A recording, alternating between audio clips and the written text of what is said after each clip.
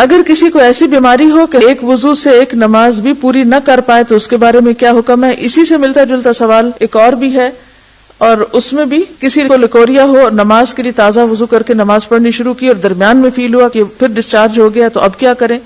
تو اس میں حکم یہ ہے کہ ایک دفعہ ایک وضو سے نماز آپ شروع کریں، کیونکہ یہ آپ کے کنٹرول میں نہیں ہے، اور ہر نماز کے لیے نیا وضو کر لیں۔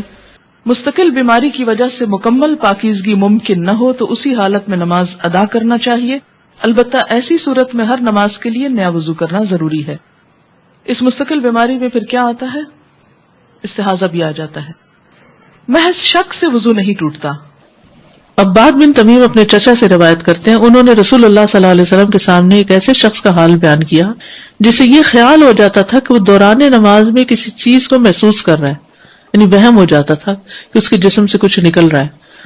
آپ نے فرمایا وہ نماز سے اس وقت تک نہ مڑے یا نہ پھرے جب تک ہوا نکلنے کی آواز یا بو نہ پائے۔ یہ وہمی انسان کے لیے، عام حالات میں انسان کو جب ہوا نکلتی ہے تو پتہ چل ہی جاتا ہے، تو وہ عام اس کو نہ لے، یعنی محض شک کی بنیاد پر یا وہم کی بنیاد پر یا جسم میں ایسے ہی کوئی سرسراہٹ ہوئی ہے اس کی بنیاد پر وہ یہ نہ سمجھے کہ اس کا وضو چلا گیا ہے جب تک کہ واضح علامت نہ ہو۔ اب بعض اوقات یہ دو علامتیں بہت واضح نہیں ہو سکتی، لیکن انسان کو یہ پتہ چل جاتا ہے کہ اس کے جسم سے ہوا نکلی ہے تو اس وقت اس کا وضو نہیں رہے گا، لیکن محض وہم کی بنیاد پر نماز نہیں توڑنی چاہیے، کیونکہ بعض لوگ وضو کر ہی نہیں پاتے، 10 15 دفعہ وضو کرتے رہتے ہیں کہ شاید ان کے جسم سے پھر کچھ نکل آیا، تو وہ صرف شیطان کا وسوسہ ہوتا ہے، اس کو اہمیت نہیں دینی چاہیے، بس ایک دفعہ صحیح طور پر وضو کر لینا چاہیے، اور اگر یہ دو علامتیں محسوس ہوں وضو کے دوران یا پھر نماز کے دوران تو دوبارہ وضو کر لینا چاہیے۔ سہل بن حنیف سے روایت ہے، انہوں نے کہا مجھے مزی کی وجہ سے بہت مشقت برداشت کرنی پڑتی تھی، کیونکہ میں اس کی وجہ سے بہت کثرت سے بار بار غسل کرتا تھا۔ ہر دفعہ جب کوئی ایموشنل ایسا فیلنگ آئی اور اس سے جسم سے کچھ پانی نکلا تو میں پھر نہانے لگ جاتا، پھر نہاتا تو بڑی مشکل میں تھا۔ تو میں نے رسول اللہ صلی اللہ علیہ وسلم سے دریافت کیا تو آپ نے فرمایا تجھے اس سے وضو کافی ہے۔ میں نے کہا اللہ کے رسول جو میرے کپڑے کو لگ جائے میں اس کا کیا کروں؟ فرمایا تجھے پانی کا ایک چلو کافی ہے، جہاں تیرا خیال ہے کہ وہ تیرے کپڑے کو لگ گئی ہے وہاں چلو بھر کے چھڑک دو، بس، ہر وقت استنجے کی بھی ضرورت نہیں۔ اس میں آپ دیکھیے کہ وضو ٹوٹنے میں ایک اہم اصول اگر آپ یاد رکھ لیں تو اس میں بہت سے مسئلے حل ہو جائیں، کیونکہ ابھی میں نے اس کا ذکر کیا تو آپ کہیں گے لکوریا میں کیا ہوتا ہے، تو کبھی کوئی اور بیماری کا نام لے آئیں گے، کبھی بواسیر کی بات کریں گے، کبھی کسی اور چیز کی بات کریں گے۔ تو ایک اہم اصول ہے کہ سبیلین سے جو کچھ بھی نکلتا ہے اس سے وضو ٹوٹ جاتا ہے۔ سبیلین دو راستوں کو کہتے ہیں، یعنی جو یورین کا راستہ ہے یا پخانے کا راستہ ہے اس میں سے کچھ بھی نکلے، چاہے وہ خون نکلے، چاہے وہ پانی نکلے، چاہے وہ چپکتا ہوا پانی ہو، چاہے وہ لکوریا کہیں اس کو، کوئی بھی نام آپ اس کو دیں، یا ایون ہوا خارج ہو تو اس سے وضو ٹوٹ جاتا ہے۔ یہ ایک اہم ترین اصول ہے، اگر آپ کو یہ یاد رہے تو پھر ہر ایک نئے نام کے ساتھ کچھ سوال کرنے کی ضرورت پیش نہیں آئے گی۔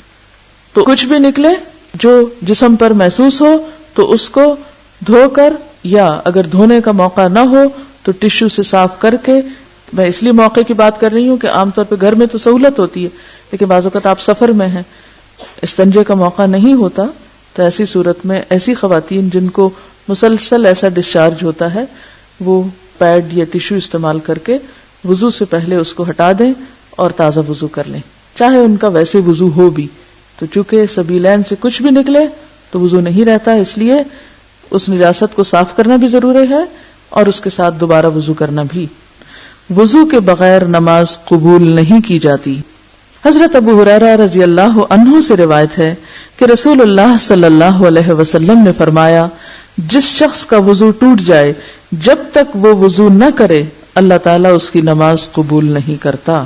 رسول اللہ صلی اللہ علیہ وسلم کے زمانے میں ایک عورت کو بہت خون آتا تھا، تو اس کے لیے ام سلمہ نے رسول اللہ صلی اللہ علیہ وسلم سے پوچھا تو آپ نے فرمایا اسے چاہیے کہ یہ عارضہ لاحق ہونے سے پہلے مہینے میں حیض کے دنوں اور راتوں کی گنتی کا خیال کرے، یعنی جب یہ بیماری نہیں ہوئی تھی تو اس وقت مہینے میں کتنے دن پیریڈز ہوتے تھے اس کو یاد رکھنا چاہیے۔ تو آپ اپنی بچیوں کو یہ بتائیں جب پہلے پیریڈ شروع ہونا تو ڈائری منگوا کے کہیں کہ نوٹ کرو کس دن شروع ہوا اور کس دن اینڈ ہو رہا ہے، اگلے مہینے بھی ایسے ہی، اگلے مہینے بھی ایسے، 3 مہینے میں پتہ چل جاتا ہے عادت کیا ہے۔ تو پھر بہت سے شرعی احکام عادت سے دیکھے جائیں گے کہ عورت کی عادت کتنے دن کی ہے۔ استحاضہ میں بھی جتنے دن کی عادت ہے اس کے بعد نہاؤ، اور اگر چھوٹا موٹا کوئی اسپاٹ لگتا ہے تو اس کو کنسیڈر نہیں کیا جائے گا. اور ہر ماہ اسی اندازے سے نماز چھوڑ دے. یعنی چاند کی 13 تاریخ کو ہر مہینے ہی پیریڈز ہوتے تھے، تو وہ 13 تاریخ کو دیکھتی رہے کہ 13 کب شروع ہو رہی ہے، تو پیریڈز آگے نماز چھوڑ دے. جب یہ دن گزر جائیں تو غسل کر لے اور انڈر ویئر پہن لے اور اس میں نماز پڑھتی رہے، یعنی اپنے پیڈ وغیرہ رکھ کے. ہر نماز کے لیے نیا وضو کرنا. عدی بن ثابت اپنے والد سے اور وہ عدی کے نانا سے وہ نبی صلی اللہ علیہ وسلم سے مستحاضہ کے بارے میں روایت کرتے ہیں کہ اپنے ایام حیض کی نمازیں چھوڑ دے، پھر غسل کرے اور نماز پڑھنا شروع کرے، اور ہر نماز کے لیے وضو کیا کرے. ٹھیک ہے، سمجھ آ گئی؟ یہی حال لیکوریا کا ہے.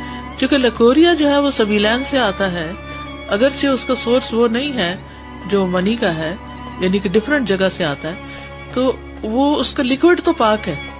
نہیں، لیکوریا اگر آپ کے کپڑوں کو لگ گیا تو کپڑا نہیں ناپاک ہوا، لیکن چونکہ نکلا سبیلین سے، تو کوئی بھی چیز جب سبیلین سے نکلتی ہے تو وضو آ جاتا ہے اس پر. ٹھیک. اسی طرح یہی حال مزی کی طہارت کا ہے.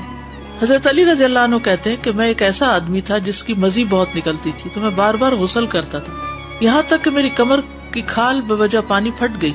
تو میں نے نبی صلی اللہ علیہ وسلم سے اس کا ذکر کیا، تو رسول اللہ صلی اللہ علیہ وسلم نے فرمایا تم ایسا نہ کرو، جب تم مزی دیکھو تو صرف اپنے عضو مخصوص کو دھو ڈالو اور وضو کر لو جیسے نماز کے لیے وضو کرتے ہو. اس میں بھی وضو ضروری ہے، نہانا ضروری نہیں. زیادہ یہ پیریڈ کی کتنے دن کی مدت ہو سکتی ہے کہ مطلب جیسے ہر ایک کا فرق ہوتا ہے. یعنی جیسے پہلے شروع ہوا 3 دن آتے تھے یا 5 آتے تھے یا 7 آتے تھے تو بس وہی دن مقرر ہوں گے. اچھا، تو 15 دن تو نہیں ہوتے ہیں اس میں؟ 15 دن تو نہیں ہوتے. زیادہ سے زیادہ کتنی ہو سکتے ہیں؟ کوئی ہر ایک کی عادت فرق ہے، کچھ نہیں کہہ سکتے. اچھا، 15 دن نہیں ہو سکتے، اتنے زیادہ تو نہیں ہو سکتے. استاذہ، میں نے استخاصہ کے لیے پوچھنا ہے کہ جب آپ استخاصہ کے ساتھ ہوں تو جیسے آج کلاس ہو رہی ہے اور اگر مجھے استخاصہ ہے تو میں جماعت کے ساتھ نماز پڑھ لوں یا جی پڑھ سکتے، روزہ بھی رکھ سکتے ہیں، سب کچھ. جی صبح کے وضو کے ساتھ جو ہم آتے ہوئے نہیں، اس وضو کے ساتھ نہیں، وضو تازہ کرنا پڑے گا. یہی تو بتایا گیا نا کہ ہر نماز سے پہلے کیا کرو. جی ہاں، نماز سے پہلے نیا وضو کرنا.